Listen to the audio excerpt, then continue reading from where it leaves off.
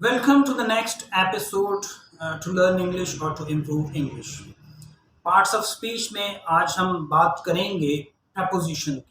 Preposition is a word that is used to connect the noun or pronoun of a sentence with the other element or with the rest of the sentence. ये हमें preposition ऐसे ये भी पता चलता है कि कोई चीज़ कहाँ पर है या कोई चीज़ किस तरह से अकर हुई है. जैसे हम कहते हैं the book is on the table.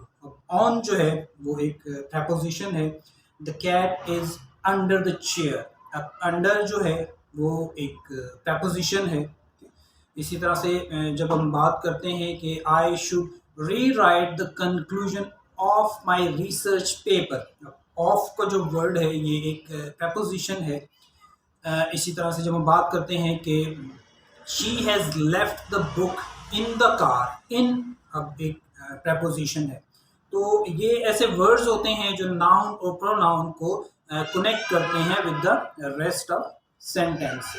अब preposition के साथ किसी सेंटेंस को एंड करना वो भी ग्रामेटिकली करेक्ट नहीं, ग्रामेटिकली रॉन्ग नहीं है, करेक्ट है बिल्कुल. जैसे हम कहते हैं कि वेयर आर यू फ्रॉम. अब फ्रॉम एक preposition है और ये सेंटेंस के एंड में आ रहा है ये वर्ड, लेकिन हम इसको रॉन्ग नहीं कहते, ये बिल्कुल करेक्ट है, ग्रामेटिकली ठीक है.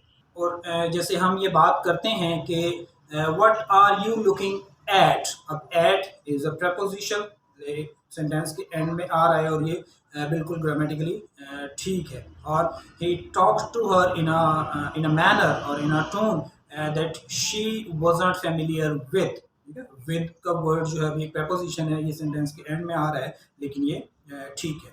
तो preposition के बारे में ये ध्यान में रहे कि ये एक ऐसा वर्ड होता है जो नाउन और प्रोनाउन को रेस्ट ऑफ द सेंटेंस या किसी भी दूसरे एलिमेंट के साथ सेंटेंस के अंदर वो आपस में इनको कनेक्ट करता है. तो I hope this helpful. Thank you for watching.